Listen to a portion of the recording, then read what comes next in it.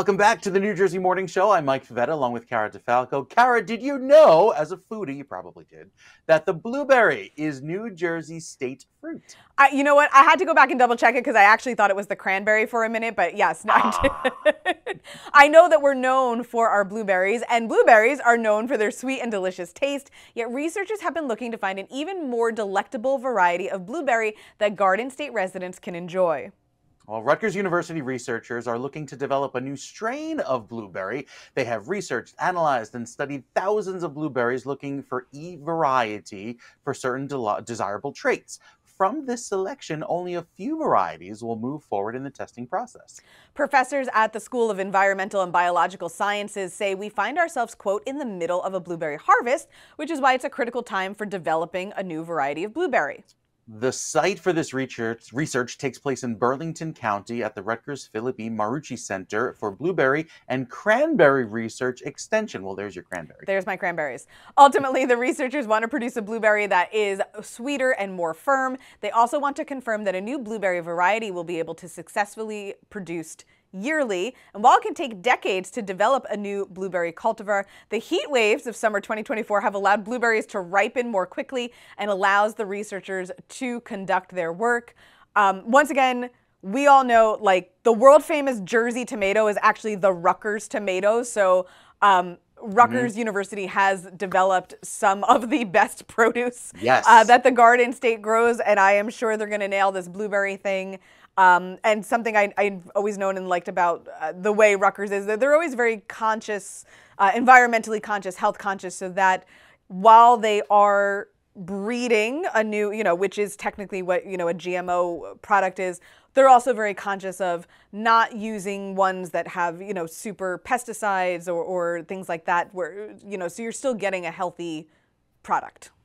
One of my favorite Rutgers inventions or creations is the Rutgers Sweet 100 tomato. It's a little cherry tomato, and it tastes like a sugary, treat. It is so delicious, especially in a salad and whatever. They grow quickly, they're not messy, and so I cannot wait for these blueberries to come out. A lot of the Honeycrisp apple, for instance, was another university invention. Not Rutgers, but still, it goes to show you that, there are some really great things for humanity that come from the creation of these university scientists. Absolutely, absolutely. Yeah, we got Rutgers tomatoes in the garden this year, and they are growing out of control, and I cannot wait for those tomatoes to ripen.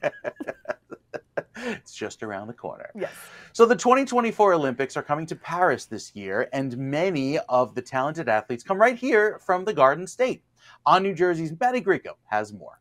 The 2024 Olympic Games in Paris have a special pull to New Jersey this year, with many residents from the Garden State competing in different events. Sydney McLaughlin-Lerone of Dunellen competed in the Rio Games with Team USA and won 2 gold medals in Tokyo.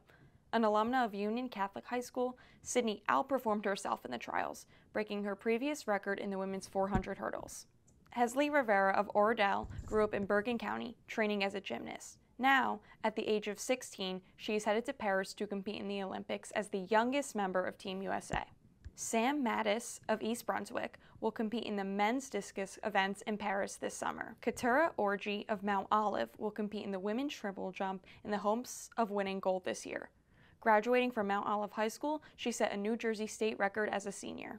Curtis Thompson of Florence previously won an NCAA title in 2016, and this summer he will compete in the javelin throw in Paris.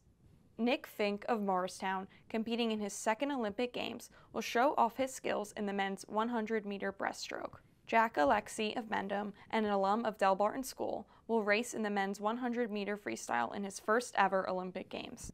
Matthew Fallon of Warren, and another Delbarton alum, will swim in the men's 200-meter breaststroke. Casey Murphy of Bridgewater will compete with the U.S. women's soccer team in Paris this summer. She graduated from Rutgers University before making the team, and she competed in the World Cup last year. Bam Adebayo of Newark has played for Miami Heat for his basketball career. This summer, he will compete in his second Olympic Games after winning gold in Tokyo with the men's basketball team. Elizabeth Tartakovsky of Livingston, and a graduate of Harvard University, will attend her first Olympic Games in fencing this summer. Mitchell Cerrone of Ridgewood recently graduated from Harvard University in 2023, and this summer he is qualified to compete in his first Olympic Games in fencing.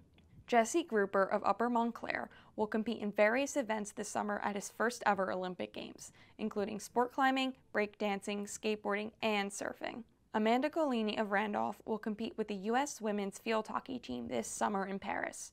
Watch her compete as she leads the team as co-captain. Morgan Pearson of New Vernon previously earned a silver medal in Tokyo and will now return to the Olympic Games in Paris to compete in the triathlon.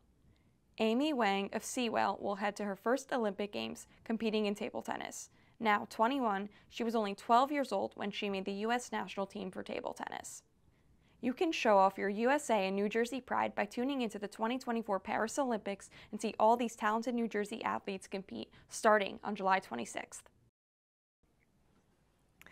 You know what? My dad has said it for years. If we could keep all of the athletic talent from the state, in the state, New Jersey college teams and professional teams would be unstoppable.